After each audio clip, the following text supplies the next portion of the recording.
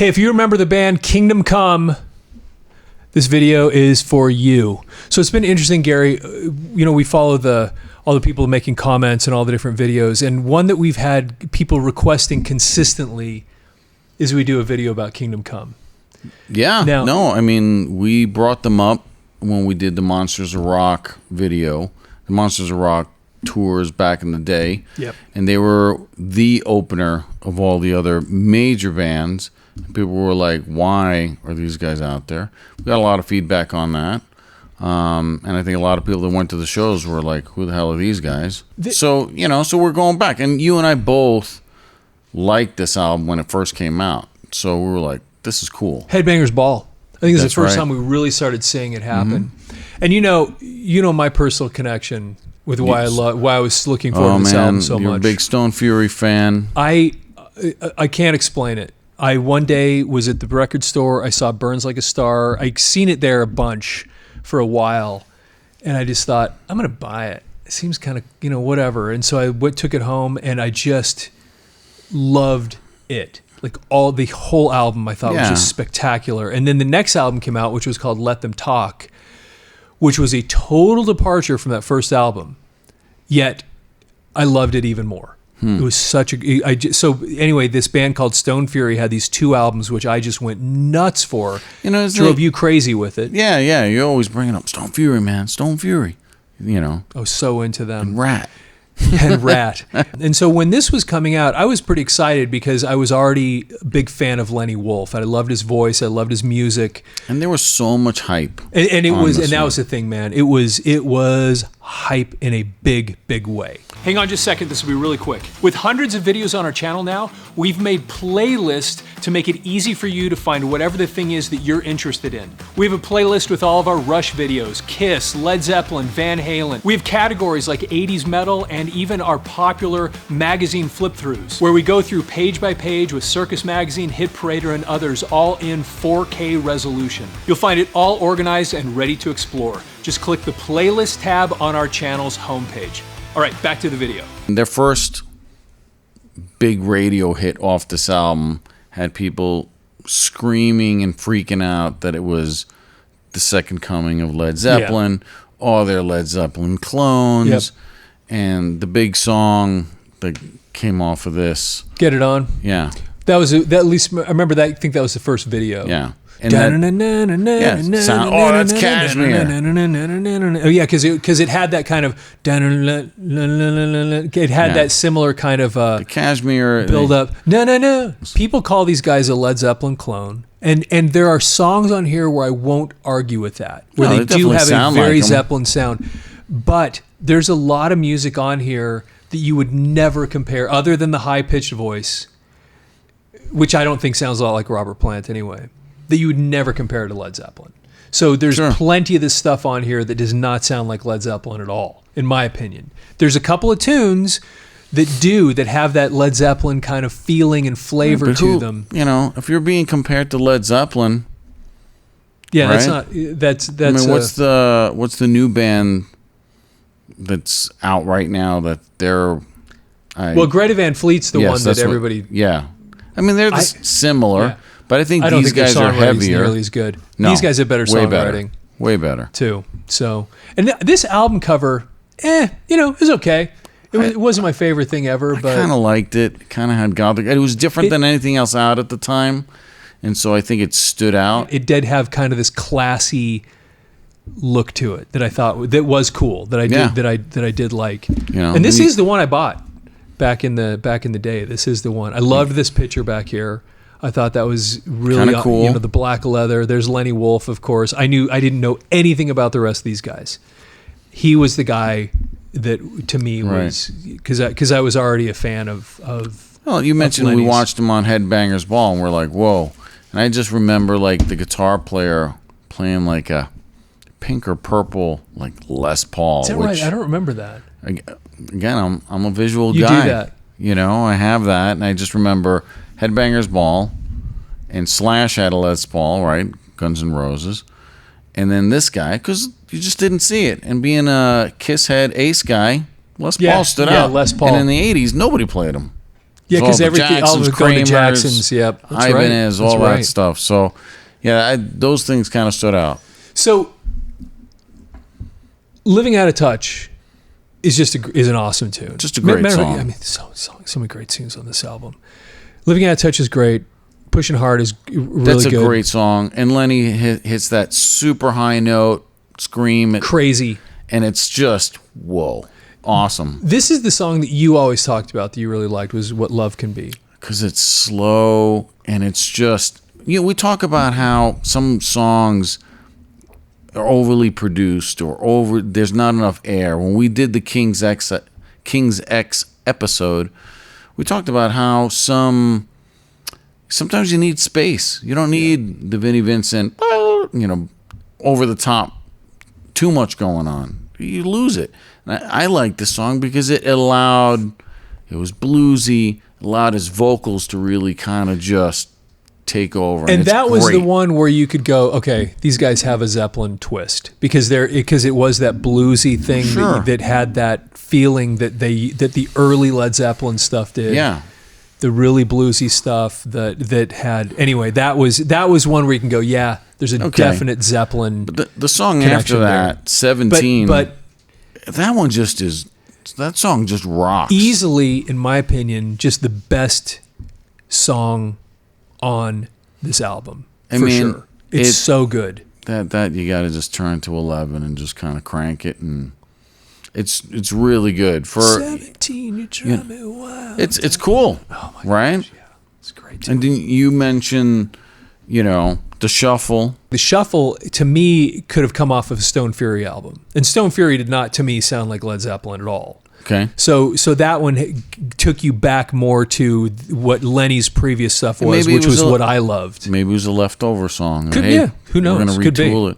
Hey, I got this one I'm coming with. Yeah. And then Get It On, of course, that was the one that everybody kind of heard. I think that was their first single, or first video at least. Sure. And then, yeah, and that one definitely had, again, where people go, yeah, Led Zeppelin comparison, for sure. For sure. Loving You had kind of it didn't sound like it, but that was the one that had a little bit of the like DNA, mandolin DNA of Going to California is in that one. Has a lot of that extra, like, acoustic kind of stuff going on. It has like I said, it has the DNA of Led Zeppelin. So there's 3 tunes on there where I can go, yeah, I kind of get the Zeppelin comparison. But then you go back to Now Forever After, which has a very Stone Fury sound to it again. And so anyway, I think the Zeppelin comparisons are fair to an extent. Yeah, no, without a doubt. But there was so much other stuff on here that just made it a really solid. Hey, if I had a hard rock, debut heavy album, metal album. If I had a debut album that was rocking like this and sold as much as it did, and I got to tour on Monsters Rock, I'm feeling pretty good. And actually, shout it out. When you listen to the beginning of that tune, it sounds more like Def Leppard. Like, if you listen to that and listen to the song "Hit and Run" by Def Leppard, sure, you can hear the similarities between those two. Without a doubt. And so the comparisons are relatively fair to some degree, but they were their own thing though too. I mean, we talked about how the producer on this was Bob Rock, who had done Slippery When Wet, ended up doing Dr. Feelgood. I mean, didn't he do the Metallica Black album? Well, so Bob Rock... I mean, he's done a ton of stuff. Bob Rock was the sound engineer on Slippery When Wet, wasn't he? Didn't he do sound on that one? But he'd worked on it. Yeah, he's done all kinds of stuff. He's done these huge albums. Big stuff. And so they get themselves a big-name producer to work on this thing, and then, of course, you end up getting a really solid... Yeah, I was just looking at what label. Somebody was dropping money to make sure these guys sounded good. That's what I was just checking. So what we've got here, again, one of the main things we do on this channel is we go back and find old articles, record reviews, and I actually found this a while ago,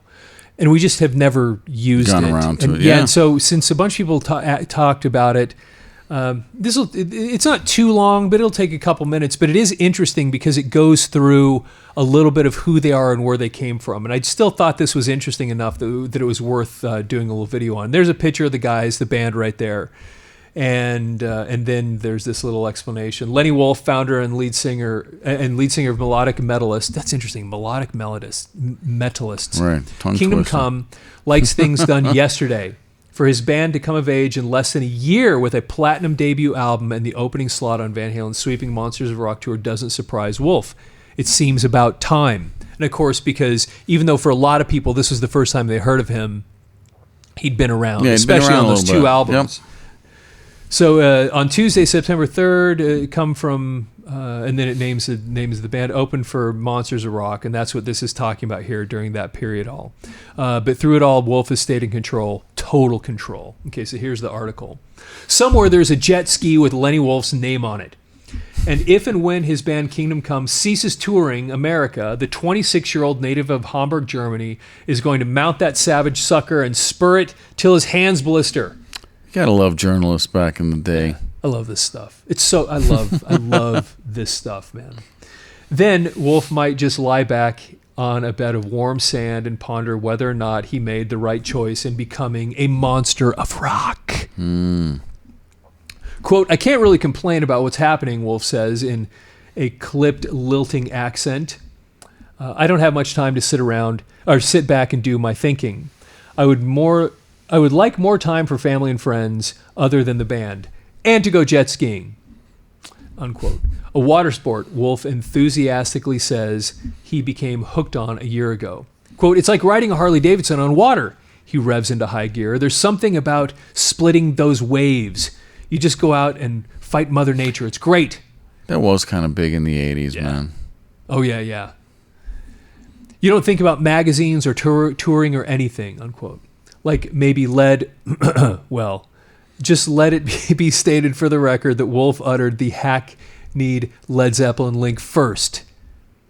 And when Kingdom Come opens up for fellow melodic metalist The Scorpions September 13th at the Worcester Centrum, critics and music fans who've now had little less than a year to digest Kingdom Come's sound can make their final judgment for the hereafter.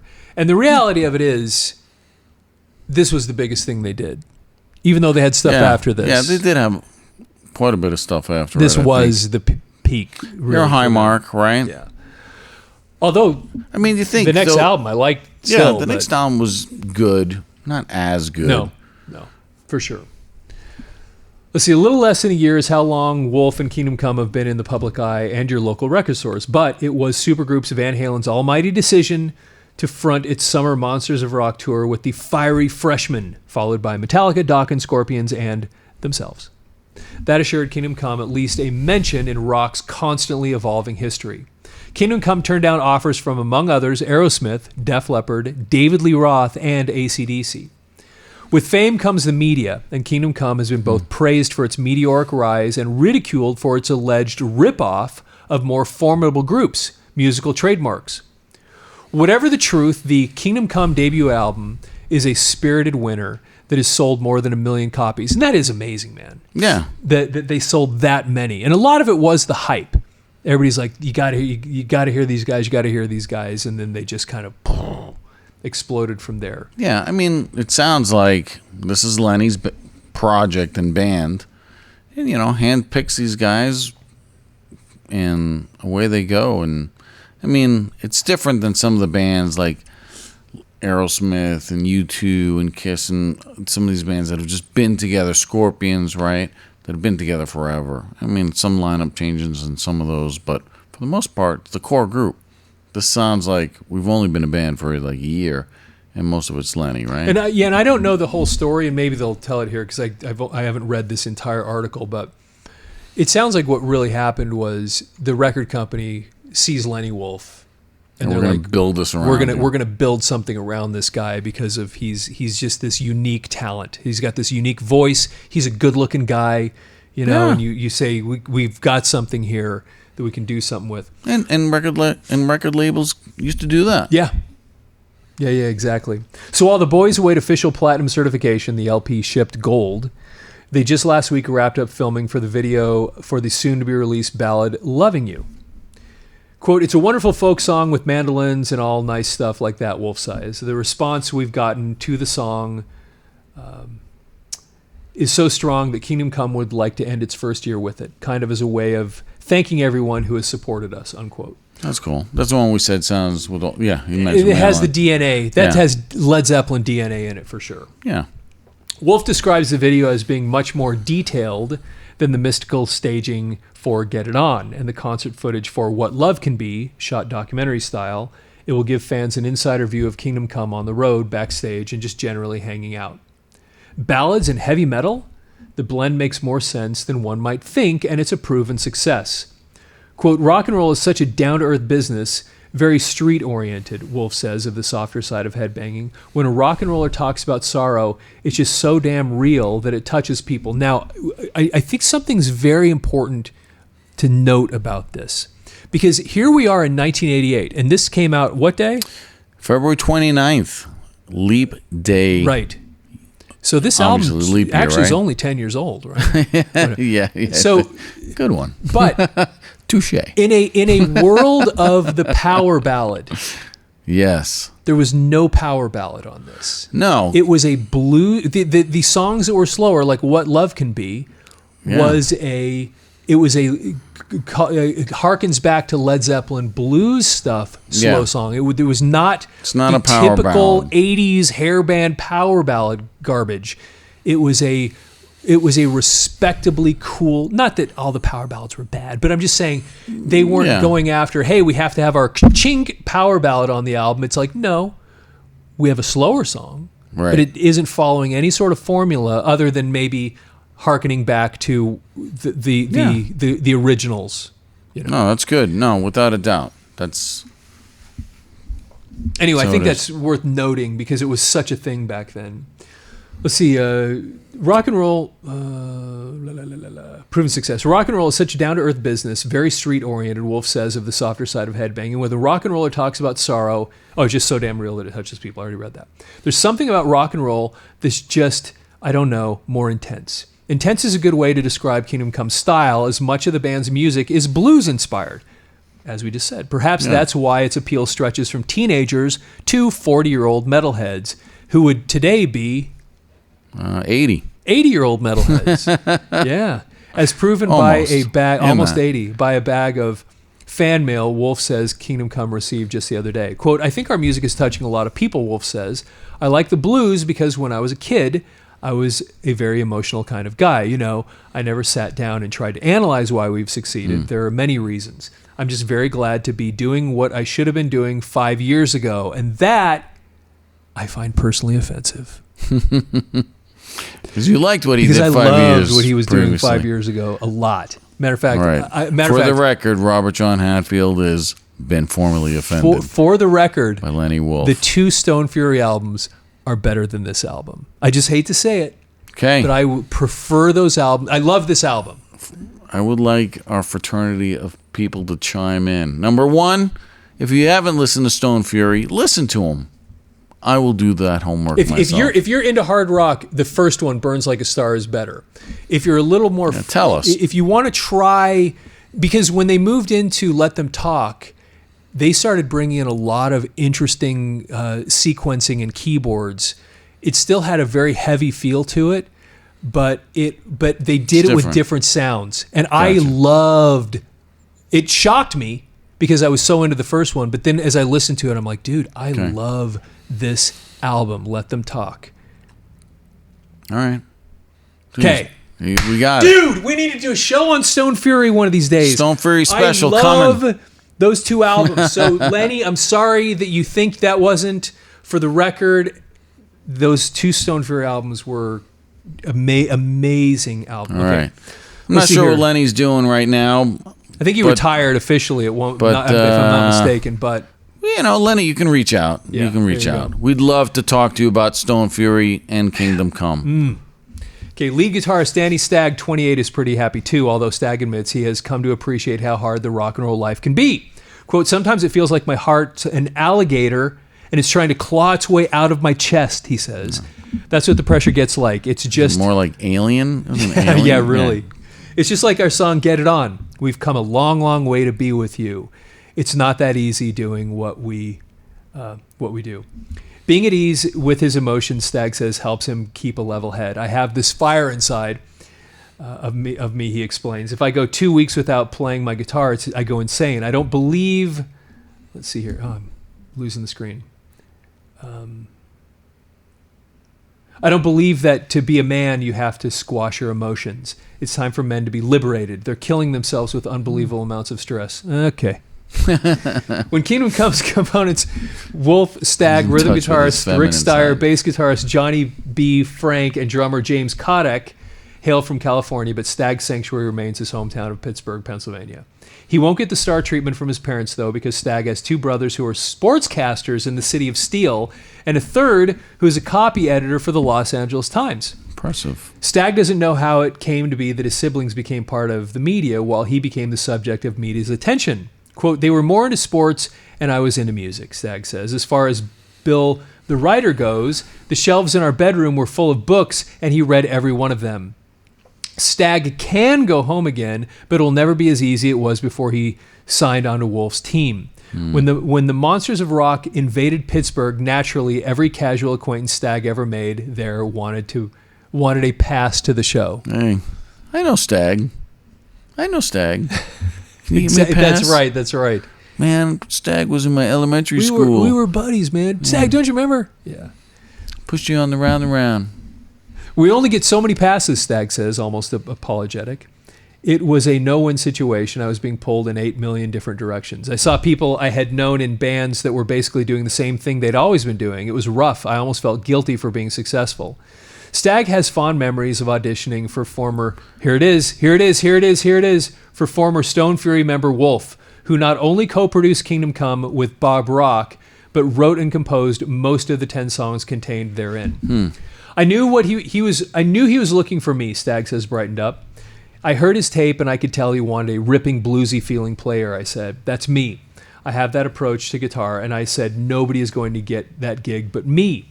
When I went in, I was real confident that I didn't have to alter my style. Yeah, exactly. He liked it. When Johnny, James, and I were playing, Lenny just had this big grin on his face. I did too. It was so obvious that this was his band. Still, he said he wasn't sure. We went out. This is so interesting. We went out and sat in this lounge, and Lenny came out later on and held out his hand and said, "Welcome to the party." Wolf's party, that is. Yeah. After his experience. We're figuring that out, right? Yeah. After his experience with ill-fated Stone Fury. Oh my gosh, I just hate hearing those words. All right. Lenny's got some making up to do for you. He won't have it any other way. Sign both your Stone Fury albums. Man, I know. Hurts me right there. We had a good time, but the making of the second album was the biggest headache of my life, Wolf says, bordering on primal scream. I worked with a producer I couldn't stand. That's not a situation you should be in when making a record. It should be fun. That's why before I signed anything with Polygram Records, I made sure I had control. I mean, still, he's knocking Stone Fury. Yeah. Talking about that second album that I just talked about a second ago. Didn't like the producer. Don't do anything you can't stand. Because it sounds like he didn't like the second album of Stone Fury, Let Them Talk, which I loved. Hey, I'm kind of curious. Do you like Stone Fury? Dude, I used to listen. I loved that album so much. I know. Man, it was so good. Okay. The only reason I know Stone Fury is because you exist. And I loved it, man. Yeah. I don't know why. It struck me for some reason. You were leading the Stone Fury charge. Yep. That's right, man. I'm going. You should do a Stone Fury cover band. It's Stone Fury tribute. We got 20 songs we're going to play for you. That's right. A lot. Yep. Okay. Let's see here. Now, if only Wolf could control what's said about Kingdom Come. Quote, you grow up with bands as your idols, and as you grow, you add your own style, he says. There's a lot of jealousy out there, you know? People don't have the guts, I guess, to come up to me and say these things in person, but besides all the Zepp stuff and a few other dumb remarks, it's all been about comparisons, which is okay. They're fading rapidly. Unfortunately, I don't think they ended up being true because it's just comparisons. I mean, even today, some of the comments we've had on the channel are, you know, Zepp clone band, Stone Fury, that kind of thing. And so... Yeah. You get close to the sun, right? You're going to get burned a little bit. You're just a little too close, right? So people are going to knock on you. Yeah. So, okay, we're getting towards the end of this article, and hopefully it'll just back off the Stone Fury comments. I can enjoy the rest of this. Don't start crying. I know. And just maybe, as Wolf hopes, they'll disappear forever with Kingdom Come's upcoming headlining shows and its follow-up LP, which he has been doing some serious writing for the past few months. Far from being shy about attempting to repeat of the first album's success, Wolf says the band is anxious to get back into the recording studio. Adds the equally eager Stag, I think we just have to keep coming from the same source, an emotional outpouring. That's what got us where we are, and we've proven we're for real. Reality, when Stag left Los Angeles to become a monster of rock, he left behind a band called World War III, an MG convertible, and not a heck of a lot else. I didn't know he was in World War III. Yeah, actually, this is the first time I'm reading that. That's interesting. Stag was in there. World War III was kind of a... I know nothing about them. Yeah, they got a band, or they were a band, and their singer, also German, I want to say, and his voice was like super low. Really? Yeah. Incredible. I just heard of, but I don't know anything about him. Interesting. It's been a long time since I heard that band name. Let's check into those that guys. one. Those who know. Yeah. Put it in the comments. Also, if you know. I was not on the World War III band leading the charge, as some people I know leading the charge for Stone Fury. Okay. Quote, it's the only thing that really bothers me about all this, he said softly. I mean, I could always go back to my parents in Pittsburgh, but now I have this gold record and no walls to hang it on. Yeah, I mean, that is pretty cool. I mean, think about a kid from Pittsburgh that's picked up to be in this band by Lenny Wolf. For a kid out of Pittsburgh, I mean, today he's probably like, I had a gold album. Who can say? Not everybody can say that. So Stag, good for you. Yeah, really. And he's a good player. The guitar playing on this thing was great. He's great. Good pick, Lenny. The album was spectacular. I mean, as far as the sounds go, the performance goes, all that stuff. I didn't love it, like I said, as much as the Stone Fury stuff, and I can't help but have a comparison because the voice is so distinctive. And since I didn't come from the Stone Fury side, I just took this for what it was. Great vocals, it was good. Great production, great playing, good songwriting, if not great songwriting. Yeah. Yeah, did it sound like Zeppelin? Yeah, a little bit. But overall, it's something that is good. Like I said, I've got a couple of their songs kind of on my hard rock playlist, and because they're good. And here it is. How many years later? 30-something years later. And it's still good. Yeah. It's still good. Yeah, it is. So if you're really good. If you remember Stone Fury, not Stone Fury. If you remember Stone Fury, chime in. If you remember Kingdom Come, if you liked this, yeah, we could have a Stone Fury channel, Facebook page, a Stone Fury channel, a Stone Fury symposium. We're gonna have and the house band, Stone Fury house band cruise. All the Stone Fury fans could go on the Stone Fury tribute band, all that stuff coming. I don't know. I liked him. So, all right. If you love Kingdom Come, if you like Kingdom Come, if you remember Kingdom Come, if you didn't like Kingdom Come, leave your comments. Yeah, for sure. As we said, I understand the comparisons, and there was definitely DNA from Led Zeppelin in some of the songs, but it's still, they had their own stuff on here that I don't think was. Yeah, had Stone Fury DNA in it. And I loved that stuff on here. So that's great. So we'd love to get your Stone feedback. Fury DNA? Maybe at this point. I love that stuff. Love to hear from you. Yes. Put it down in the comments. Please like the video. If you're not following the channel and you're still watching this video right now, you should be following this channel. Or our Stone Fury Kingdom Come Lenny Wolf This is your home. Yes, you have a home here. And yeah, for sure. So anyway, we'd love to get your feedback on all this stuff and follow the channel. And we appreciate it. Yes, indeed. So have yourself a fantastic day.